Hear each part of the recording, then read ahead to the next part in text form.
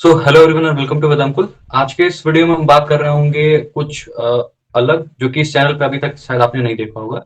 हमने CUT PG LLB के entrance exam के बारे में तो बातें करी हैं, बट अभी तक हमने सीयूटी पीजी एलएलएम के बारे में कोई भी एजुकेशनल कंटेंट नहीं डाला था। हमने इंफॉर्मेटिव वीडियोस कुछ जरूर अपलोड किए हुए हैं। So today we have Rupali Jain ma'am with us on our channel. So welcome ma'am, and please thank you. With your brief in intro आप स्टूडेंट्स को गाइड करिए, क्योंकि बहुत सारे क्वेश्चंस हैं, बहुत सारे डाउट हैं एस्पिरेंट्स के मन में। बट हम एक एक करके स्टार्ट करेंगे, so please briefly introduce yourself. Yeah, this is Rupali Jain. I'm also doing my master's from Central University, BBA Lucknow. And yeah, today I'm here to guide you all just as a senior, just because मैं भी वही phase से निकली हूँ जिस phase से आप लोग निकल रहे हैं. Lots of confusion, lot syllabus का confusion, content का confusion. So today I'm here to sort it out in brief and in very good manner so that it will be easy for you guys to know what to cover it, what not to cover it, and how to cover it. And with important tricks and my suggestions too. So let's start, Aditya. So ma'am, सबसे पहला question तो यही आता है कि अभी से almost 2 month ही बचे हुए Yeah. हैं, 50 to 60 डेज में is it possible at all? Very Yeah, it is possible. Clear. You know, I just prepared for 1 week, honestly. But जो मेरी previous knowledge थी वो मुझे काफी काम आई and I did it. तो बहुत easy है और from beginners उनके लिए तो काफी easy है. The comprehensive plan है, अगर वो follow कर देंगे जो मैंने आपको send कर रखा है, so it will be easy for them. और अभी सिर्फ 2 month it's like बहुत sufficient time period है, क्योंकि कहीं ना कहीं आपने अपने एलएलबी में पढ़ा हुआ है ये सब कुछ.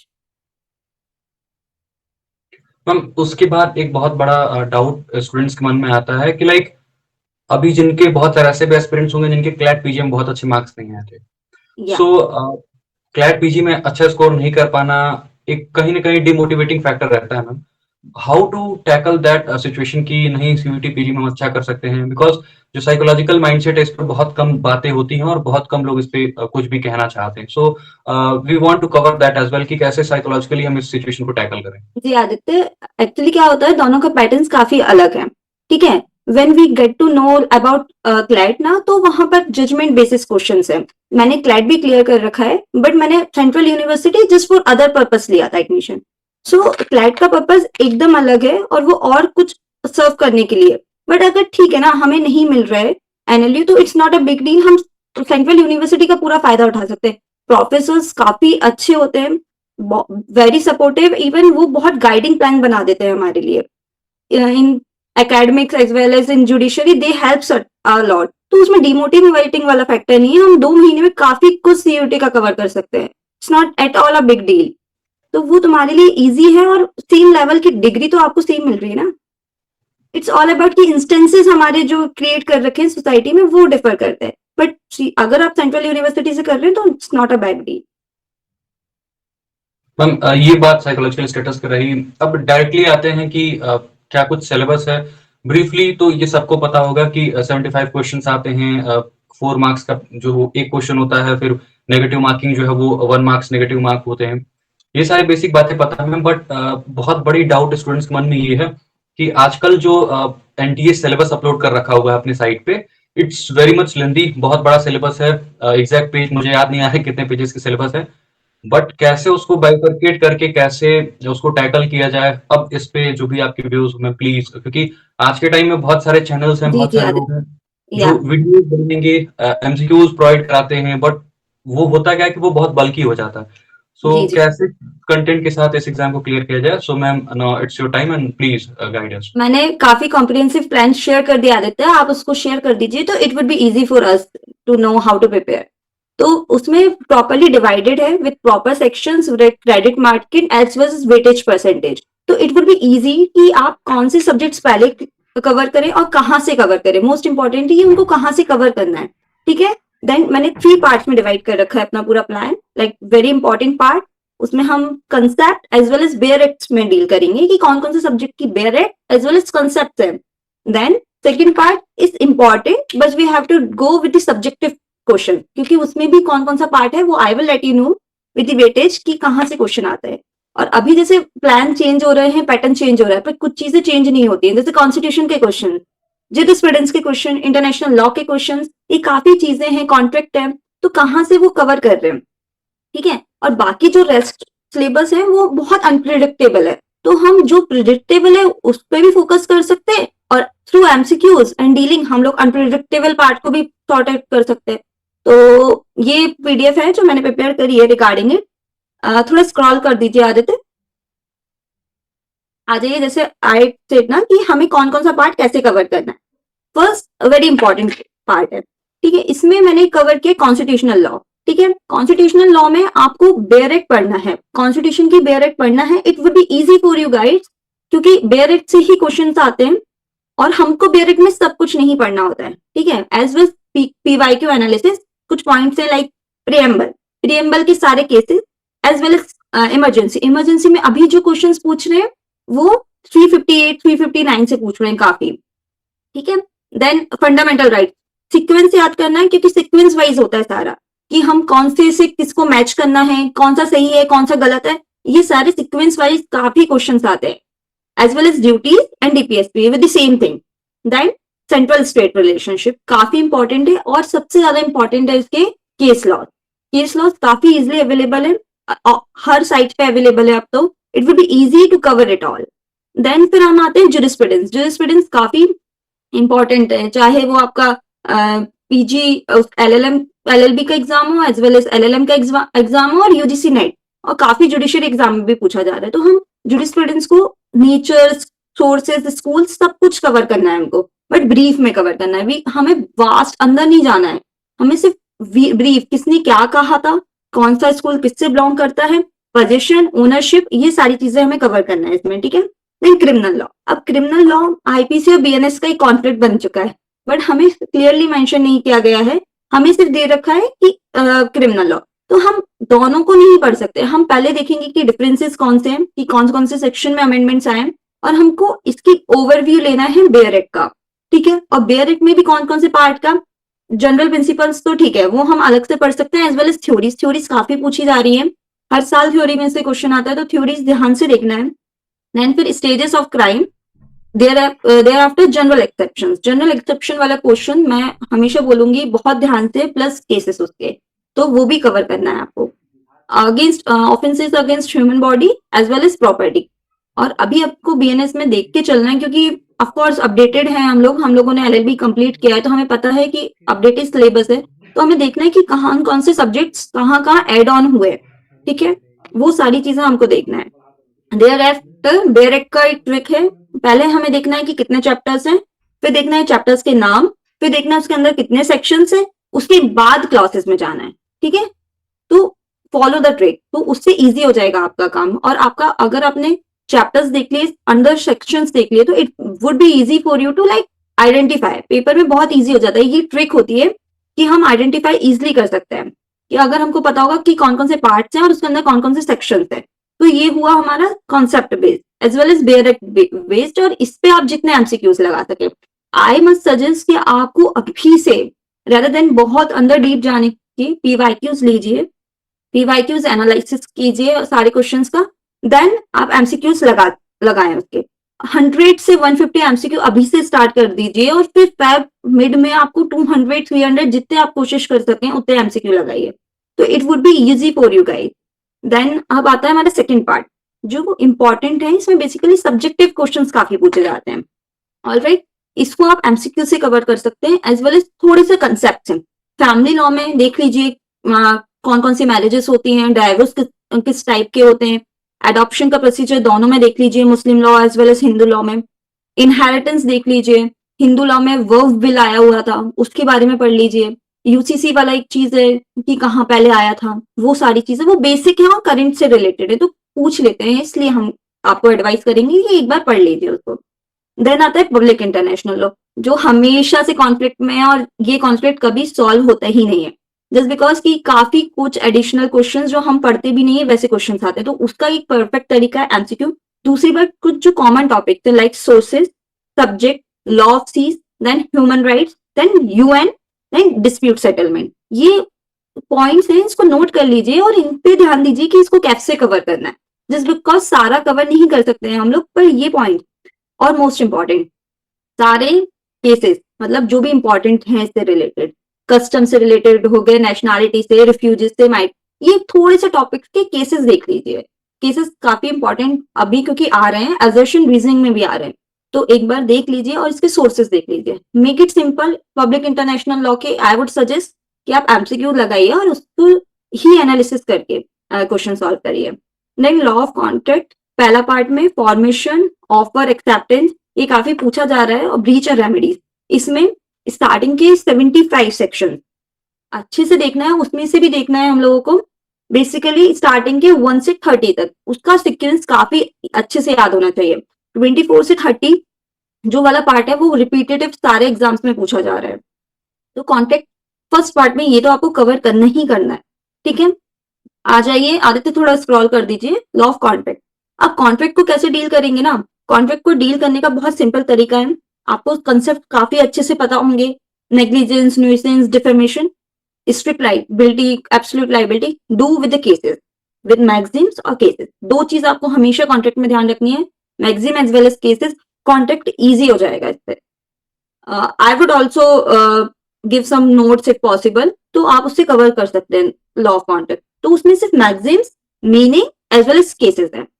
देन आता है एडमिनिस्ट्रेटिव लॉ। एडमिनिस्ट्रेटिव लॉ पे बहुत लाइक क्वेश्चंस आते हैं on the based of definitions, definitions के बेस पे क्वेश्चंस आते हैं, एज वेल एज हम लोग को कंसेप्ट पूछे जाते हैं और ट्रिब्यूनल पूछा जाता है। अब ट्रिब्यूनल कहाँ पर दे रखा है कॉन्स्टिट्यूशन में, ये इंपॉर्टेंट पॉइंट आ जाता है, तो ये और जुडिशियल रिव्यू का कंसेप्ट है, जुडिशियल एक्टिविज्म का कंसेप्ट है, तो ये थोड़ी सी चीज एडमिनिस्ट्रेटिव लॉ की।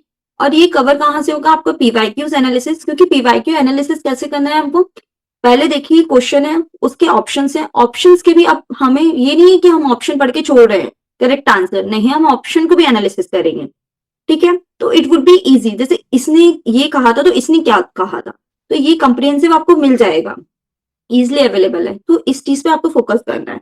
तो ऐसे ही पीवाईक्यू सॉल्व किए जाते हैं। लास्ट पार्ट पे आते हैं, थोड़ा स्क्रॉल कर दीजिए, हम लास्ट वाले पार्ट पे ऊपर कर दीजिए, थर्ड वाले पे जो आता है, हम सिर्फ इनके जो एक ग्रे एरिया बोलते हैं ना, वो क्वेश्चन थे, क्योंकि ये पोर्शन अनप्रिडिक्टेबल है, क्योंकि ये काफी को हमें पता है कि इधर से आ रहे इधर से आ रहे, बट इसमें थोड़ा सा इश्यू होता है क्योंकि हमें नहीं पता चीजें कहाँ से पूछी जाती है। तो हम इसका पीवाईक्यू देखेंगे, पीवाईक्यू के हमने पॉइंट्स नोट करें, लाइक इनकॉर्पोरेशन, ठीक है, कंपनी का इनकॉर्पोरेशन, फिर शेयर, डिबेंचर्स, डायरेक्टर्स की क्या ड्यूटीज है और बाइंडिंग अप कैसे होता है कंपनी में, शेयर कैपिटल, कि कुछ पॉइंट्स हैं उसको हम नोट कर लेंगे और फिर उसको थोड़ा सा हम पढ़ लेंगे, जस्ट बेसिस ऑन कंसेप्ट, ज्यादा डीप नहीं जाना है क्योंकि आपका एंट्रेंस एग्जाम है, ठीक है। फिर आता है प्रॉपर्टी लॉ। प्रॉपर्टी लॉ में टीपी आपको पता है, ईजमेंट पता है, मॉडगिजी, तो थोड़ा थोड़ा सा जो हमें बेसिक नॉलेज है उसके बेसिस पे सिर्फ पीवाईक्यू एमसीक्यू सॉल्व करना है, इसके सिर्फ पीवाईक्यू। आई वुड सजेस्ट है कि आप इस पार्ट को थोड़ा सा अभी से कवर करने लगो विद एमसीक्यू, और एमसीक्यू भी ऐसे सॉल्व करना है कि हमें नोट्स बनाना है एमसीक्यू पे फॉर दिस पार्ट ओनली, कि हमने ये वाला क्वेश्चन पढ़ा तो इससे रिलेटेड 4-5 पॉइंट्स लिख लिए हमने जो हम पढ़ पा रहे हैं क्वेश्चन से as well as other knowledge से, तो वो इजी हो जाएगा आपके लिए, कि पेपर में सिर्फ आपको देखना होगा। आता है उसके बाद इन्वायरमेंट। इन्वायरमेंट के बर्दी चंद से लेके रिसेंट जो जुडिशियल एक्टिविज्म का केस है, ये सारे इंपॉर्टेंट केसेस कवर करना है विथ मैगजीन्स और विथ जो हमारे प्रिंसिपल्स हैं, और मोस्ट इंपॉर्टेंट थिंग उसके हम लोगों को केसेस, प्रिंसिपल से कनेक्टेड केसेस, पॉलिटर पे हो गया, प्रिकॉशनरी प्रिंसिपल है तो उससे रिलेटेड हमें केसेस करना है। अब आता है wild life protection act, just go with the bare act, हमें सिर्फ चैप्टर्स देखने और सिर्फ हेडिंग्स देखना है अगर वो टाइम बचा तो, नहीं तो it's not a big deal. फिर आता है लेबर लॉ, अभी तो चेंजेस आया है तो थोड़ा न्यू वाला भी देख सकते हैं आप कि क्या मेजर चेंजेस आया है, और basically industrial dispute, trade union, इसके बेसिक बेसिक चीजें जो सिर्फ हमें पता चलेंगे पीवाईक्यू एज वेल एज जो क्वेश्चन अवेलेबल है, उसमें ज्यादा डीप नहीं जाना क्योंकि लेबर लॉ बहुत कॉम्प्रिहेंसिव है, तो बेटर सॉल्यूशन है एमसीक्यू लगाइए, दैट है। Same with the tax law, tax law के एग्जाम्पशंस देख लेना क्योंकि उसमें से क्वेश्चंस पूछ रहे हैं, उसके अलावा आपको सिर्फ पीवाईक्यूज लगाना है एज वेल एज एमसीक्यूज जो इजिली अवेलेबल है। आप अगर इन सब्जेक्ट्स के 200 एमसीक्यूज लगा लेंगे ना तो आपका एक शॉर्ट नोट्स बन जाएगा, और ट्राई टू राइट इट, ठीक है। जो आपने एमसीक्यू लिखा है तो अगर वो 4 एमसीक्यू रिलेटेड है तो 4 चीजें आप अपनी कॉपी में नोट कर लीजिए, तो वो रिविजन इजी हो जाएगा। थोड़ा सा और स्क्रॉल कर दीजिए, नेक्स्ट पेज, नेक्स्ट हाँ, अब आता है आईपीआर। अब आईपीआर को कैसे कवर करना है हमको? पहले तो हम हिस्ट्री थोड़ा सा देख लेंगे आईपीआर की, जो भी मेन प्रोविजंस हैं, ट्रिप्स हुआ, वाइपो हुआ, डब्ल्यूटीओ हुआ, ये सारे जो हम लोग के मेन मेन चीजें हैं जहां से डराइव हुआ है, वो हम देख लेंगे। पेटेंट ट्रेडमार्क में नो सेक्शंस जरूरी नहीं है उस पे पढ़े, पर हमें एक बार प्रोसीजर देखना पड़ेगा, एज वेल एज पेनल्टीज देखनी पड़ेंगी इससे रिलेटेड। ठीक है, ये इंपॉर्टेंट चीजें हैं। और थोड़ा सा हमें केसेस देखना है, वो बहुत कम है वो कॉपीराइट के, सिर्फ 4 से 5 केसेस हैं जो हमेशा पूछे जाते हैं बात। ये कहाँ से पता चलेगा? Same with PYQs. Then human right, इसमें यूडीएचआर बहुत इंपॉर्टेंट है, इसके प्रिंसिपल देख के जाना। इसमें बहुत यूडीएचआर बहुत इंपॉर्टेंट है। और थोड़ा सा जैसे सीडो कब आया था, चाइल्ड से रिलेटेड कौन कौन से हैं, वो थोड़े से वुमेन से रिलेटेड, चाइल्ड से रिलेटेड, दोनों के देख लेना कब कब कन्वेंशन आए थे। इसमें डीप नहीं पूछा जाता, अगर आप पीवाईक्यूज करेंगे तो आपको समझ आ जाएगा इसे। बैंकिंग इंश्योरेंस लॉ में नेगोशिएबल इंस्ट्रूमेंट देख लेना, और एनआई के मतलब 138 वाले थोड़े से प्रोविजन है, वो देख लेना। उसके अलावा इतना इशू नहीं है इसमें। और देख लेना कहाँ पे चेक है, बिल ऑफ एक्सचेंज है, प्रॉमिसरी नोट है, दैट है। लॉ ऑफ एविडेंस में हमें क्या करना है? बेसिक जो अभी अपन ने पढ़ा ही है कि कन्फेशन, एडमिसिबिलिटी, विटनेस कहाँ दे रखें, कंप्लाइंस कहाँ है, कंप्लाइंस वाला क्वेश्चन पूछा था। और कंप्लाइंस बहुत ध्यान से पढ़ना, नंबर ऑफ विटनेस जरूरत नहीं है, मतलब ये सारी चीजें हमको थोड़ा देखना पड़ेगा। प्राइमरी एविडेंस कहाँ है, सेकेंडरी एविडेंस कहाँ है। तो this is all the point that what I covered in 3 part. अब नेक्स्ट हम आते हैं हमारे नेक्स्ट, स्क्रॉल कर दीजिए, ये सारे पॉइंट्स यहाँ मैंने डिवाइड कर रखा है पर क्वेश्चन कहाँ वेटेज किसका मोर है, तो इस पे मैं शेयर कर दूंगी। ये बेसिकली डिवाइडेड है डिफरेंट यूनिट की, कौन सी यूनिट्स में कितना परसेंटेज कवर कर रहा है। जैसे फर्स्ट यूनिट में हिस्ट्री फॉर्मेशन 4 to 5%, मतलब हमारे लिए ये काफी इंपॉर्टेंट बन जाता है ये सारे पॉइंट्स को कवर करना। सेम कैपेसिटी वाले क्वेश्चन हैं, ठीक है, 10, 11, 12, 21, 22 तक ये कवर करना है आपको। देन फिर रेमेडीज ब्रीच की क्या है, 74, 75, ये सारे जो बेसिक्स है, ये सारे उसके हिसाब से डिवाइडेड है पीवाईक्यू से। तो अभी हम देख पा रहे हैं, देखो सबसे पहला जो हॉफर एक्सेप्टेंस वाला पॉइंट है ना, तो उसमें देखो 4 to 5% इन्वॉल्व है। ठीक है, बाकी सब इंपॉर्टेंट है और 3 to 4 है, तो हमें इसमें थोड़ी सी क्लैरिफिकेशन मिल जाती है कि हमें ऊपर वाला ज्यादा अच्छे से करना है। जैसे अभी नीचे स्क्रॉल करेंगे अपन, तो हमें सेकंड पार्ट ऑफ कॉन्ट्रैक्ट में देखेंगे इंडैमनिटी, गारंटी, बेलमेंट। तो इसमें हम देखेंगे यार सारे क्वेश्चन में से तो पूछा जा रहा है, पर लास्ट वाला जो हायर परचेज एक्ट है इसमें से कम पूछा जा रहा है। तो मतलब हमें इधर 50 एमसीक्यू लगा लेंगे, मोर देन इनफ है, 50 भी बहुत है। तो हमें इस तरीके से डिवाइड करना है। बट अगर ऊपर वाले के हमने अगर 100 एमसीक्यूज भी लगा लिए तो वो हमें ज्यादा वर्थ देगा। ठीक है, एंड टाइम पे सिर्फ आपको एमसीक्यू पीवाईक्यू बेस ही स्टडी करना है। ठीक है, कोई नोट्स पढ़ने की जरूरत नहीं है, वो निकालिए पीवाईक्यू एंड उसको ही सॉल्व करिए और उससे रिलेटेड क्वेश्चन निकालिए। Then scroll to the next page. अब अगर हम आगे जाएंगे तो आता है हमारा criminal, sorry, constitutional law. Constitutional law same thing, हम इसमें आइडेंटिफाई करेंगे। देखिए पहला जो टॉपिक है साइलेंट फीचर, सीरेंट फीचर है, प्रियम्बल है, सिटीजनशिप और फंडामेंटल राइट, काफी क्वेश्चंस पूछे गए। और जुडिशियल प्रोसेसेस और जुडिशियल रिव्यू और कोर्ट सिस्टम, इसमें भी, क्योंकि इसमें आता है हमारा कौन सा, रिट वाले आर्टिकल 32 एंड 226। तो ये हमारे इंपॉर्टेंट पॉइंट बन जाते हैं। और इमरजेंसी, ये कुछ इंपॉर्टेंट एरियाज हैं और बाकी सारे हमें पढ़ना है जो मैंने इधर मेंशन करे, बट हमें उनको एमसीक्यू स्टडी करना है। और जो हमने थोड़ा ज्यादा वेटेज ले रहे हैं उसको हम थोड़ा कंसेप्ट देख लें साथ में, तो it would be easy. Same with the administrative law.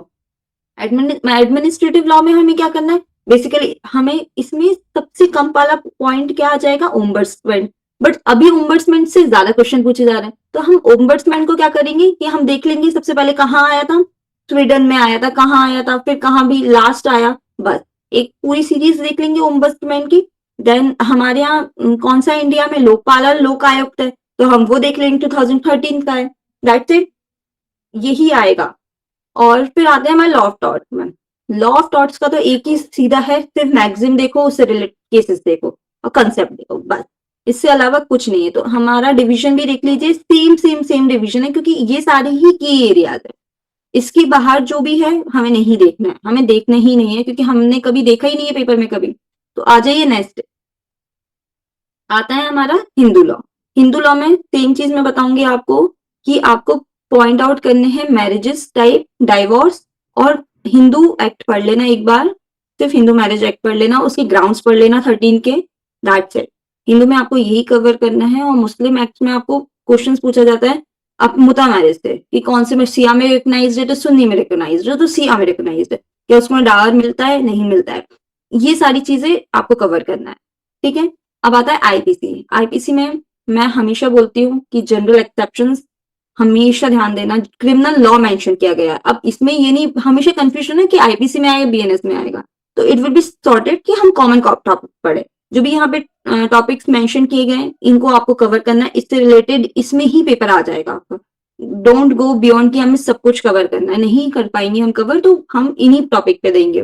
ठीक है, अबिटमेंट कॉन्स्पिरेसी देख लेना, related cases as well as human body और प्रॉपर्टी। प्रॉपर्टी से भी मिस्ट्रीफ, ट्रेसपास, इनसे रिलेटेड देख लेना एक बार।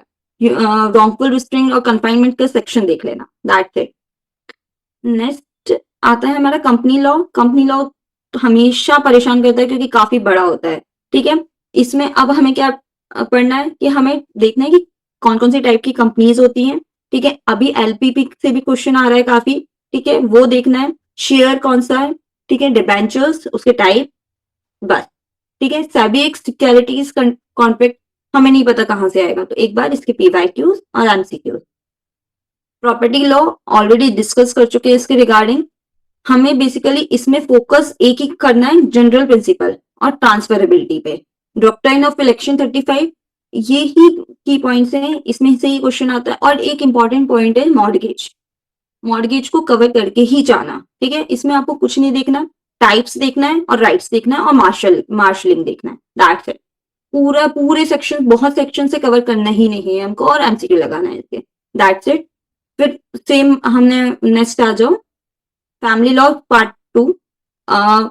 ये मैं कवर कर चुकी हूँ। नेक्स्ट इसमें एक इंपॉर्टेंट पॉइंट जो मैंने मेंशन किया है, यूसीसी।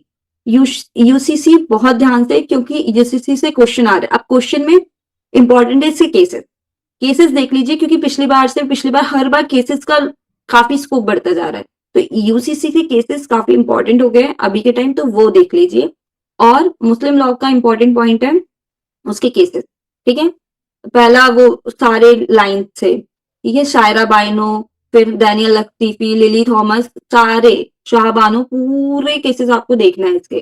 ठीक है, नेक्स्ट आता है इन्वायरमेंटल लॉ। इन्वायरमेंटल लॉ मैं अभी आपको बता रही थी, इंटरनेशनल लॉ भी देख लेना उसमें, जैसे स्टॉकहोम कॉन्फ्रेंस हुई, मैराइन पॉल्यूशन कंट्रोल हुआ, ये क्वेश्चंस पूछे जा रहे हैं, तो इस बार इनको भी देख के ही जाना, सिर्फ हमें ओवरव्यू लेना है, हमको डीप डाउन नहीं जाना है। ठीक है, और सबसे इंपॉर्टेंट सस्टेनेबल डेवलपमेंट, उसके सारे प्रिंसिपल्स देख लेना। ठीक है, वो इंपॉर्टेंट है, सस्टेनेबल डेवलपमेंट और यूडीएचआर हमारा। ठीक है, लेबर लॉ, लेबर लॉ पे तो कोई भी कमेंट नहीं कर सकता है, क्योंकि कौन सा पूछा जाएगा क्या पूछा जाएगा, तो मेरा बेटर सजेशन है कि एक बार आप देख लेना कि अभी जो लॉ आया है कब आया है, और बेसिक उसकी डिटेल्स, लेबर लॉ की बेसिक सारी डिटेल्स, और ये सारे आपको पीवाईक्यूज से कवर हो जाएगा। बहुत कंटेंट अवेलेबल है इससे, और एमसीक्यूज लगाएंगे तो लेबर लॉ कवर हो जाएगा। आता है हमारा criminal procedure code, juvenile justice, probation of offender act. अभी एक बार पूछा था 428, तो बहुत बड़ा है, सीआरपीसी इजिली कवर नहीं हो पाएगा, सारे सेक्शंस कवर नहीं हो पाएंगे। ठीक है, तो आपको देखना है हमारा पहला एफआईआर से रिलेटेड प्रोविजन, कंप्लेंट से रिलेटेड प्रोविजन आ गया, फिर हमारा कॉग्निजेंस, फिर हमारा चार्ज और बेल। ठीक है, ये 5 पॉइंट ध्यान रखना, ये भी आपको थोड़ा सा बेयरेट देखना पड़ेगा इसमें। ठीक है, मैं नहीं बोल सकती हूँ एंड टाइम पे सारे सेक्शन याद हो जाएंगे, पर इसके बेयरेट्स देखते रहना। पहली चीज, पहले सारे चैप्टर्स देखना, देन फिर उसमें देखना कि कौन कौन से सेक्शन से, देन सब सेक्शन पे जाना। ठीक है, तो chapters as well as subsection से काफी कुछ कवर हो जाता है, I mean to say index cover करके ही जाना इसका।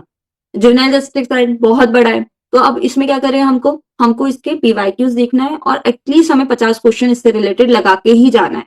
50 से 60, मैं 100 का टारगेट नहीं दूंगी क्योंकि बहुत इंपॉसिबल है याद करना। जब 50 क्वेश्चन लगाओगे ना मोस्ट इंपॉर्टेंट, तो आपको बहुत ट्रक समझ में आ जाएगा। और इसमें आई डोंट थिंक सो इसमें अभी तक सेक्शन वाइज क्वेश्चन आया होगा। नेक्स्ट अब आता है जुरिस्प्रूडेंस। जुरिस्प्रूडेंस में हमको क्या कवर करना है, कौन से राइटर ने क्या लिखा था, वो कौन से स्कूल से बिलोंग करता था। ठीक है, उसमें क्या बोलते हैं, उसने क्या क्या थ्योरीज, और उसके साथ कौन कौन लोग थे। अभी आपसे ये सीक्वेंस नहीं पूछा जाएगा कि कौन पहले बर्थ हुआ, बट नेट में ये सारी चीजें पूछी जाती है, बट आपको अभी सिर्फ क्या पूछा जाएगा कि कौन कौन से राइटर्स थे, क्या क्या लिखा, किस स्कूल से बिलोंग करते थे। ठीक है, जूरिस्प्रूडेंस का सबसे मेन फंडा है राइटर्स। तो आप एक लिस्ट बना लीजिए, और एक मोस्ट इंपॉर्टेंट बुक्स कौन कौन सी थी उनकी, वो मैं मिस कर दी कि बुक कौन कौन सी उन्होंने लिखी हुई थी। ठीक है, और इसमें लाइबिलिटी का कंसेप्ट है वो भी देख लेना, और सोर्सेज ऑफ लॉ। ठीक है, तो इन शॉर्ट मैं बताऊंगी 3-4 चीजें कवर करना है जूरिस्प्रूडेंस में, किसने क्या बोला था, कौन से स्कूल से बिलोंग करता था, कौन कौन उसके साथ था, और चौथी चीज है हमारी कि उसके सोर्सेज। ठीक है, और बुक्स बुक्स भी ध्यान रखना है कि कौन सी राइटर की कौन सी बुक है, और इसकी बेसिक लिस्ट है वो मिल जाएगी। ठीक है, तो उसमें देख लेना, और कौन सा कंसेप्ट किसने दिया था, वॉकजीस किसने दिया था, सर्गनी का क्या कंसेप्ट था, स्पिरिट ऑफ लॉ किसने था, प्राइमरी सेकेंडरी किसने डिवाइड किया था, बस इतना ही कवर करना है। अब क्लिनिकल कोर्सेज में जैसे प्रोफेशनल एथिक, प्रोफेशनल अकाउंटेबिलिटी, ये काफी लोग नहीं पढ़ते हैं। तो इसका सॉल्यूशन है कि हमें इसमें इंपॉर्टेंट चीज पढ़ना है, एक तो ड्यूटीज। ड्यूटीज में बेसिकली कि प्रोफेशनल कंडक्ट के बारे में, इसमें कंटेम्प्ट वाली चीज पढ़ लेना काफी अच्छे से। और एडवोकेट्स एक्ट पढ़ने के लिए ज्यादा जरूरत नहीं है, सिर्फ इसका एमसीक्यूज लगा लेना जो ऑलरेडी अवेलेबल है, तो it would be like sufficient, वो सारी चीज कवर कर देगा। नेक्स्ट आता है पब्लिक इंटरनेशनल लॉ। सेम चीज मैं बोलूंगी इसमें, सोर्सेस। सोर्सेस काफी काफी काफी पूछा जाता है, रिलेशन बिटवीन म्युनिसिपल। अब ये पूछते हैं कि डुअलिज्म में किसका कंसेप्ट था, मोइज्म में किसका कंसेप्ट था, तो ये सारी चीजें इसमें आएंगी। इस रिकॉग्निशन वाला पॉइंट ये काफी इंपॉर्टेंट है। ठीक है, और फिर आता है सक्सेशन वाला पॉइंट। ठीक है, अब इसमें क्या करना है हमको, पहले तो राइटर्स, वो जैसे जुरिस्प्रूडेंस पे। अब देखो फॉर इंस्टेंस अगर कोई बोल रहा है पॉजिटिव मॉरलिटी, अब जो पॉजिटिव मॉरलिटी वाला पार्ट है जुरिस्प्रूडेंस में भी है, पीआईएल में भी है, तो हमको क्या करना है, देखना है कि वो ऑस्टिन ने बोला था, ठीक है, या सैलमन ने बोला था, तो एक लिंक स्टैब्लिश हो जाएगा आपका। ठीक है, कि किसने कौन सी चीज बोली थी, तो वो दोनों की पार्ट में आ जाएगा। तो make try to make out की जुरिस्प्रूडेंस और जो इंटरनेशनल लॉ, कि हम उसके राइटर्स साथ में लिख लें। ठीक है, अभी आपके पास 2 महीने, काफी इजिली आप लिख सकते हैं उसको। ठीक है, राइटर साथ में लिख लें कौन सी क्या चीज है, कब किसने बोला था, दैट्स इट, और कौन सी कंसेप्ट मैच कर रहे हैं। ठीक है, बेसिक इंटरनेशनल लॉ में हमारी जो थ्योरीज है वो पढ़ लेना, दैट्स इट। ठीक है, इंटरनेशनल लॉ में आपको डब्ल्यूटीओ, यूएनओ और आईएलओ, आईजीसीसी नहीं पूछा जा रहा, आईसीसी, बट उस पर ध्यान मत देना, आप पहले यूएनओ, डब्ल्यूटीओ, आईएलओ पढ़ लेना। ठीक, आईएलओ में सब कुछ नहीं पढ़ना होता है, 2-3 प्रिंसिपल हैं जो बेसिक्स हैं, वो ही पढ़ना है, जो आपको पीवाईक्यूज या फिर एमसीक्यूज में कवर हो जाएंगे। नेक्स्ट आता है ह्यूमन राइट। अब ह्यूमन राइट्स में यूडीएचआर, वो सेम थिंग जो अपन ने वहां देखा था, कन्वेंशंस पढ़ लेना, कन्वेंशंस काफी इंपॉर्टेंट है, और वुमेन और चाइल्ड से रिलेटेड जो भी कन्वेंशंस है वो पढ़ लेना, इसकी थ्योरीज पढ़ लेना, दैट्स इट। अब आता है राइट टू इन्फॉर्मेशन। अब जो 2005 का एक्ट है, 2019 में अमेंडमेंट हुआ था, तो वो दोनों चीज आपको एमसीक्यू से पता चल जाएगा कि क्या चेंजेस आए थे। ठीक है, तो वो चीज आप एमसीक्यू से इजिली कवर कर सकते हो। एक ही फंडा है, मैं हमेशा बताऊंगी, अगर आप एक पॉइंट पे एमसीक्यू लिख रहे हो, आरटीआई से रिलेटेड है, तो अगर एमसीक्यू में सारे पॉइंट्स उसके नोट डाउन कर लो, उससे रिलेटेड है, तो it would be easy for you कि हाँ अगर ये आरटीआई का है तो यहाँ पर ये चेंज आया था, तो हमें पता होना चाहिए जब हम दूसरी बार उन्हें एमसीक्यू लगा रहे हैं। ठीक है, तो इसमें बेसिकल डेफिनेशन से सारी नहीं पढ़ना, कुछ इंपॉर्टेंट होती हैं वही पढ़ना है, दैट्स इट। ये पीडीएफ वाला पोर्शन कवर हो गया हमारा, ये आपको एक प्रॉपर स्टेंस मिल गया है। अब हम देखेंगे कि हमको कैसे ही प्रिपेयर करना है। तो एक फंडा है एमसीक्यू का, दूसरा फंडा है हमारा रिवीजन। अगर मेरी की टिप पूछेंगे तो मैं यही बोलूंगी, that's it. Ma'am I think CPC पे बात शायद नहीं हो पाई है, if I am not wrong at all. या सीपीसी पे नहीं हो पाई है क्योंकि काफी कम्प्रिहेंसिव था। तो मैं सीपीसी पे अगर मैंने छोड़ा है तो मैं आपको बताती हूँ सीपीसी में कैसे कवर करना है। सीपीसी में हम ऑर्डर्स और सेक्शंस हमेशा कंफ्यूजन रहता है कि कैसे हमेशा अगर आपने पढ़ा होगा एलएलबी में तो आपने कवर किया होगा सेक्शन विद ऑर्डर्स, ठीक है, और सही तरीका यही है। तो अब सीपीसी के लिए हम डायरेक्ट नहीं याद कर सकते हैं, बट हम इतने याद कर सकते हैं कि कमीशन कहाँ दिया था, फॉरेन जजमेंट्स कहाँ है, कौन से में समन दे रखा है, कहाँ इंस्टीट्यूशन की बात की गई है, जो कहाँ अमेंडमेंट की बात की गई है, तो ये सारी चीज हम पढ़ सकते हैं। ठीक है, प्लेन से रिलेटेड, क्योंकि वो आपको डीप नहीं चाहेंगे, रूल नहीं पूछने वाले वो आपसे। अभी फॉर इंस्टेंस की वो पूछेंगे कौन से ऑर्डर में कौन सी चीज दे रखी है, तो हम उसको कवर कनेक्ट करके पढ़ सकते हैं। ठीक है, ये पहली बात, हम लोग अभी एवरी स्टेज नहीं पढ़ सकते हैं, सारा एक साथ 2 महीने में नहीं होगा। अगर आपको प्रीवियस नॉलेज होगी तो it would be fruitful for you, but अगर लास्ट मोमेंट पढ़ना है, पहला suggestion section as well as दूसरा ऑर्डर्स की लिस्ट। ऑर्डर 30 तक आई मस्ट से कर लेना, 30 तक ऑर्डर बहुत जरूरी है। उसके बाद फिर आप सॉर्ट इट आउट करना कि कौन से में injection, appeal, reference, review, revision दे रहे हैं। ठीक है, ये सारी चीज आपको कवर करना है उसके साथ। फाइन। या मैम, और थैंक यू। मैम, कुछ चीजें और भी हैं, हाँ हाँ like what would be the routine, because अभी जो लास्ट सेमेस्टर में स्टूडेंट्स होंगे उनके मिड सेमेस्टर एग्जाम चल रहे होंगे या फिर लास्ट सेमेस्टर के क्लासेस चल रहे होंगे, तो ये प्रॉब्लम आती है कि how to cope up with the classes, की क्लासेस भी करनी होंगे और एंट्रेंस एग्जाम भी देना होगा। सो व्हाट्स योर हाँ, टेक तो ऑन देखो अगर क्लासेस है 4 बजे तक हो रही है आपकी क्लासेस या 5 बजे तक हो रही है, आपके पास 3 से 4 घंटे आप निकाल सकते हैं। ठीक है, तो पहले 3 से 4 में अगर मैं बोलूं तो 2 घंटे एमसीक्यूज लगाओ, और दो जो एमसीक्यूज में पीवाईक्यूज में आपको पता चला कंसेप्ट है, कुछ कंसेप्ट है जो आपको नहीं समझ आ रहा है, नोट इट डाउन, एमसीक्यू को नोट डाउन करना सीखो और उसको पढ़ो तुरंत। तो आप पर्टिकुलर सब्जेक्ट से रिलेटेड आपका कंसेप्ट भी क्लियर हो रहा है, पीवाईक्यूज भी लग रहा है, एमसीक्यूज भी लग रहे हैं। ठीक है, तो उस बेसिस पे हमको कवर करना है सारा, और हमें कंसेप्ट पढ़ना है। जैसे 3 पार्ट में डिवाइड किया है मैंने, कंसेप्ट वाले चीजें पढ़ना ही पढ़ना है। जुरिस्प्रूडेंस की चीज पढ़ना है, इंटरनेशनल लॉ में भी पढ़ना है हमें कंसेप्ट। ठीक है, पर जुरिस्प्रूडेंस में काफी चीजें हैं क्योंकि राइटर स्कूल से बिलोंग है, तो वो हमें देखना पड़ेगा। वो आप सारा पीवाईक्यू से, क्योंकि एंड मोमेंट 2 मंथ की प्रिपरेशन में we can do with PYQs ना, तो आप 2 घंटे अगर दे पा रहे हैं और फिर लास्ट जो आपने एनालिसिस किया है तो आप उस बेसिस पे अपने नोट्स बना के रखो। और वन मोर की, yes every ma'am. Day you have to revise it. जो आपने एक दिन पहले लिखा है, हर नेक्स्ट डे में 15 या 20 मिनट में रिवीजन हो जाएगा। मे बी पहले दिन आधे घंटे लगे रिवीजन करने में, पर अगले दिन से वो 15 मिनट हो जाएगा, 10 मिनट हो जाएगा, 5 मिनट हो जाएगा, तो आप भूलेंगे नहीं उस कंसेप्ट को। सो मैम, अगर ब्रीफली कहें या फिर कुछ वर्ड्स में आपकी बातों को और समराइज कर दें, तो आपके फोकस इस पे है कि रिवीजन करना होगा हमें, एमसीक्यूज प्रैक्टिस करने होंगे और पीवाईक्यूज की एनालिसिस भी करनी होगी। एग्जैक्टली और अगर आपने पूरा पेपर पीवाईक्यू पे बेस्ड होता है, अगर if you guys notice PYQ से ही क्वेश्चन निकलते हैं।